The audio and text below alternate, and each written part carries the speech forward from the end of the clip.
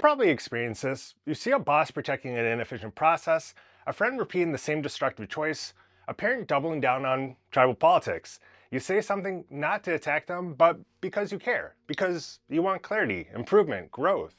And instead of a thoughtful conversation, you get anger. You just don't understand. And now you're confused. You were trying to help, and somehow you became the problem.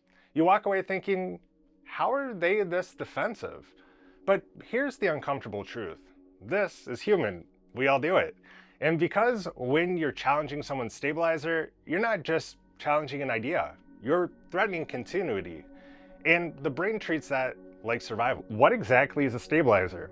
A stabilizer is anything that protects your sense of certainty, especially when you feel threatened. It can be your identity, a group you belong to, metrics that show you're succeeding, a title that makes you feel important, beliefs that make you feel valuable. Stabilizers create continuity. They let you move from one day to the next without questioning everything. They protect identity, and they're necessary.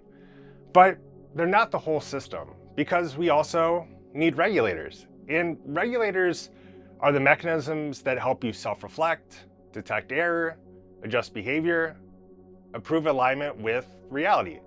Stabilizers preserve continuity, regulators preserve accuracy, and you need both. And I'm not above any of this. I'll make it personal. This YouTube channel, it is a stabilizer for me.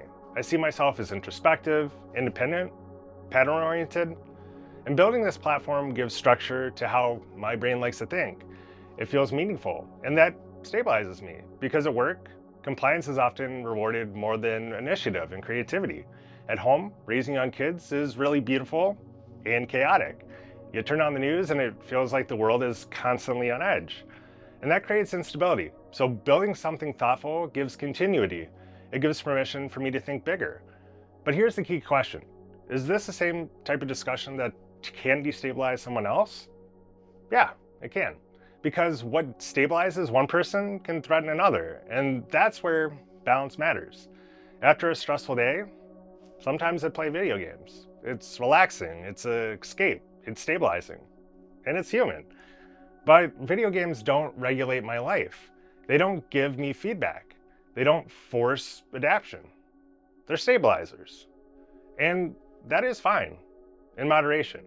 And the problem is when stabilizers overpower regulators, that's when we backslide. And if I ignored responsibility and played all day, that results in decay. And if I quit my job impulsively to chase this channel without a plan, that is instability disguised as purpose. Balance matters, because when stabilizers dominate, we protect comfort over growth. And that's where things begin to quietly decay. We're working with constraints, finite time, finite energy, finite attention. So the brain uses shortcuts, heuristics. And one of the biggest shortcuts that we build for ourselves is our identity. Identity compresses complexity, and it becomes a summary statement of who we are. For example, I like to think I'm analytical, open-minded, willing to challenge assumptions. And those can be strengths. But in an environment where hierarchy is protected and questioning is discouraged, those same traits can also feel disruptive.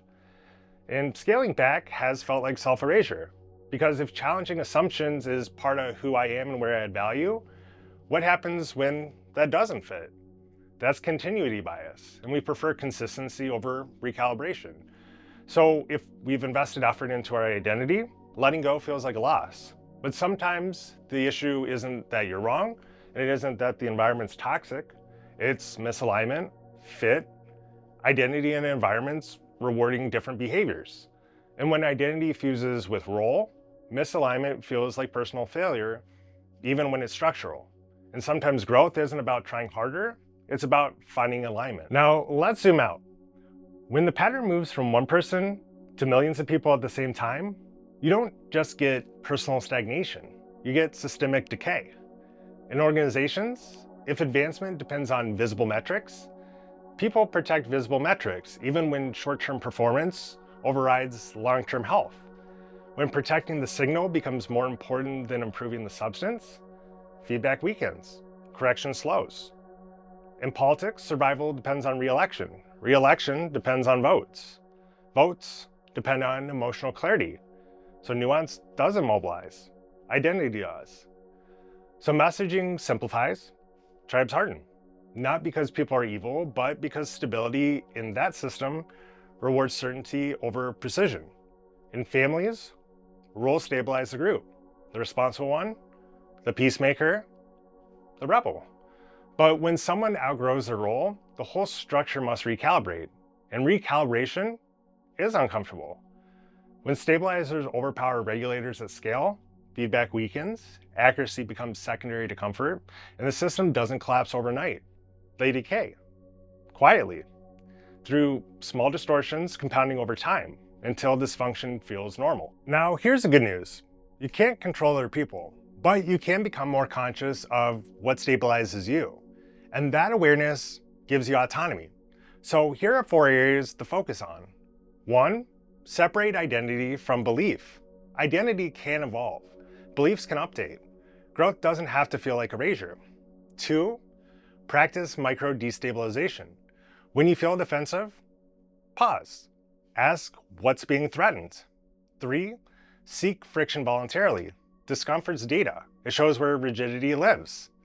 4, build identity around adaptability instead of certainty.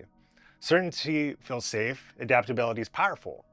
And let me bring this full circle. Stabilizers aren't the enemy. You need them. The danger is mistaking them for truth.